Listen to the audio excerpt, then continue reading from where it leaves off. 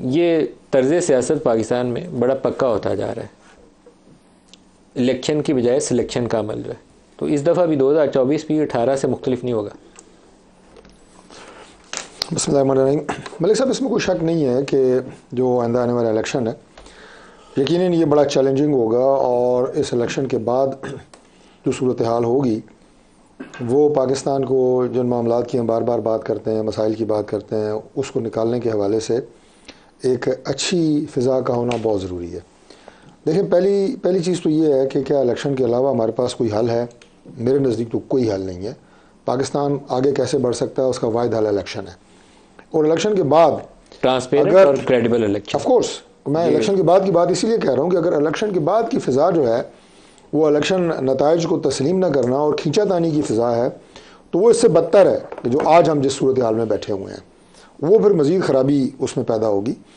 लेकिन एक चीज़ मैं आपको अर्ज़ करूँ, एक है कि सिस्टम के अंदर जनवन अगर कोई मसाइल हैं उनकी निशानदेही करना, एक है बड़े अदब से जो आप बिलावल साहब का क्लिप दिखा रहे थे, वो है सिर्फ पॉइंट स्कोरिंग के लिए सूरत हाल को मज़ीद ख़राब करना और गंदा करना। जो बिलावल की डील नहीं हुई, आपकी डील होगी, ये एक सबको मालूम है कि सुने ना, नहीं डील ना डील की बात नहीं है, मैं बिल्कुल ये बात नहीं मानूंगा आपकी।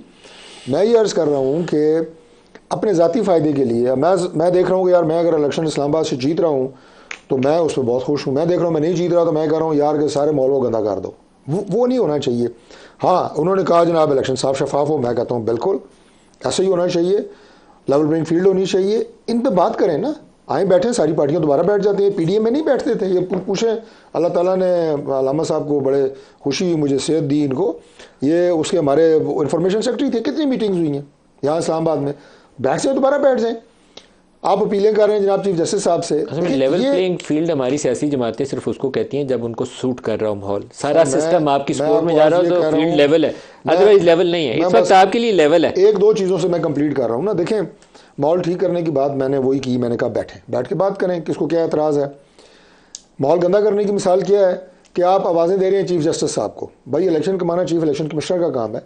कल बैठे 6 बड़ी पार्टियां बैठे, उनके सरबराह बैठे, उनके नॉमिनीज बैठे, चलते हैं चीफ इलेक्शन कमिश्नर के पास, जो एतराज़ जिसको है वहाँ जाके करें। ये जलसों में आवाज़ें देना, इधर देना उधर देना, ये सिर्फ सियासी माहौल को ख़राब करने वाली सूरत हाल है, जो कि मंजी हुई सियासी जमातों को बिल्कुल जेब नहीं देता। अब आप देखें, एक सिर्फ एक नुकता और, आप 16 महीने रहे हैं एक इत्तेहादी जमात का हिस्सा, मुकम्मल बेनिफिशरी रहे हैं, JUI भी रही है, मुकम्मल हुकूमत के फ़ायदे उठाते रहे हैं। हमारे यहाँ पिम्स में, इस्लामाबाद की मैं आपको बता रहा हूँ, पिम्स ले लें, यूनिवर्सिटीज़ ले लें, उनके वाइस चांसलर्स की सीटें ले लें, पिम्स का ID ले लें, वो तक तो हमारे इत्तेहादिया में लगने नहीं देते थे। पिम्स का हेड किसकी पसंद का था? पाकिस्तान पीपल्स पार्टी की पसंद। बिल्कुल, गुड। अच्छा, उसके बाद मैं आपको वाइस चांसलर्स बता सकता हूँ कि उसमें अड़ते थे हमारे इत्तेहादी के, नहीं इस यूनिवर्सिटी का वाइस चांसलर मेरी मर्जी का लगेगा, ये नहीं कि मेरिट पे लगेगा, मेरी मर्जी का लगेगा। लेकिन बिलावल ने फिर आपको कहा सही, अगर आपने पिम्स तक का बंदा भी सियासी जमातों की मर्जी से लगाया ना, फिर उसने आपको सही कहा कि शहबाज शरीफ अपना मुंह छुपाते फिर रहे हैं। जो हमने उसमें रजिस्ट किया उसको छोड़े। ज़का अशरफ साहब मिसाल ले लें, क्रिकेट का बड़ा गर्क किया आपने, उसका सहरा ले ना जरदारी साहब, अपना जरदारी साहब अपने सर।